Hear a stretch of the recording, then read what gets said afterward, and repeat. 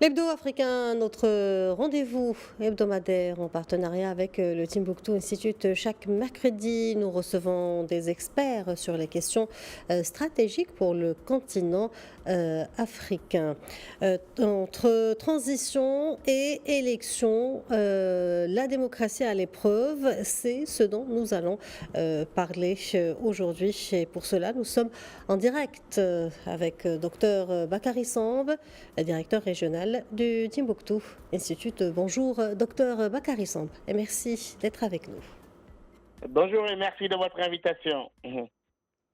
Docteur Bakary Samb, ces derniers jours ont été marqués par la fin du dialogue intermalien et les résolutions sur la suite de la transition, de même que la prolongation de la transition au Burkina Faso. Que vous inspirent ces derniers développements dans ces deux pays du Sahel?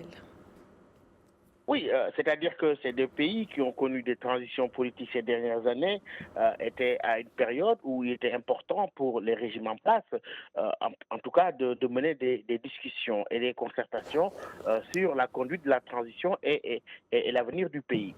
À l'issue du dialogue intermalien, qui a été un moment de débat très intense avec une commission spéciale qui a été mise en place, il a été décidé de prolonger cette transition pour encore 3 ans pendant que certains acteurs de la classe politique malienne se mobilisent pour exiger des élections.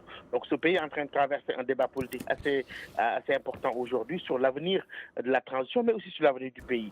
On remarque la même chose aussi au Burkina Faso, avec cette prolongation de la transition pour 5 ans, malgré les débats et les protestations qui ont été soulevées ça et là. Pour les deux régimes, en tout cas, qui jusqu'ici ont mené cette transition-là et ont mis en avant la question de la lutte contre le terrorisme, de la stabilisation du pays et les réformes, ce sont là des tests grandeur nature de leur légitimité et on verra dans les jours à venir et dans les mois à venir si la population réagira de la même manière qu'elle a fait jusqu'ici, c'est-à-dire avec un appui constant au régime en place, ou bien il y aura des protestations. L'avenir nous le dira. Très bien. Parlons d'élections. Ce mercredi 29 mai se déroule un scrutin législatif en Afrique du Sud et beaucoup d'analystes vont dans le sens d'un tournant politique probable dans ce pays, surtout que l'ANC devrait faire face à des difficultés selon certains pronostics. L'Afrique du Sud serait-elle dans une phase critique de son histoire politique? Oui, c'est vrai qu'après avoir dominé la vie politique sud-africaine pendant 30 ans, le Congrès national africain, l'ANC, le parti au pouvoir, sera confronté à des élections quand même les plus difficiles de son histoire ce mercredi 29 mai.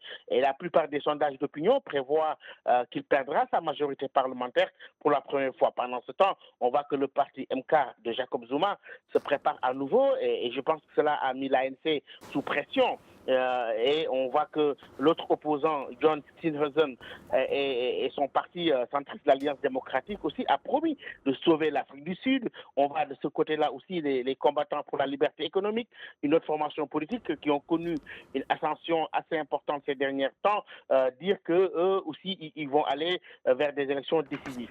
C'est-à-dire qu'aujourd'hui, le président Cyril Ramaphosa espère que le scrutin du 29 mai conduira à sa réélection, mais si l'ANC perd sa majorité, il sera contraint de former une coalition pour former un gouvernement, ce qui serait également une première pour le pays et pourrait compliquer quand même davantage l'élaboration des politiques publiques dans l'économie la plus avancée aujourd'hui d'Afrique. Pour retourner en Afrique de l'Ouest, au Sénégal, s'est ouvert un dialogue national autour de la réforme de la justice. Quels seraient les enjeux de telles réformes dans ce pays qui vient de connaître une alternance politique consacrant l'élection de son plus jeune président, Bassirou Diomaye Faye?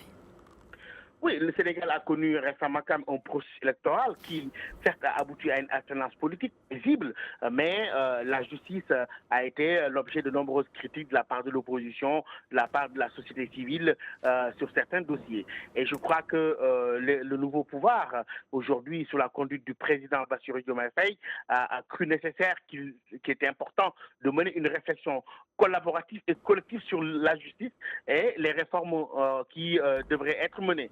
À côté de cela, beaucoup d'acteurs ont été en tout cas conviés à ce dialogue-là, qui a été coordonné par le professeur Babacar Gueye, mais ce dialogue auquel des experts ont été invités, des activistes de la société civile, des citoyens, pour dire quelles seraient les orientations principales qui seraient favorables à une réforme profonde de cette justice sénégalaise, qui, comme on le sait, est un pilier essentiel des institutions dans le pays, comme on l'a vu lors des dernières élections avec la position du Conseil constitutionnel, mais aussi d'autres affaires judiciaires qui, à un moment, ont eu à causer un certain nombre de problèmes dans la vie politique sénégalaise. Donc aujourd'hui, certains sont allés répondre à ce dialogue, d'autres disent qu'il y a déjà des choses qui ont été faites.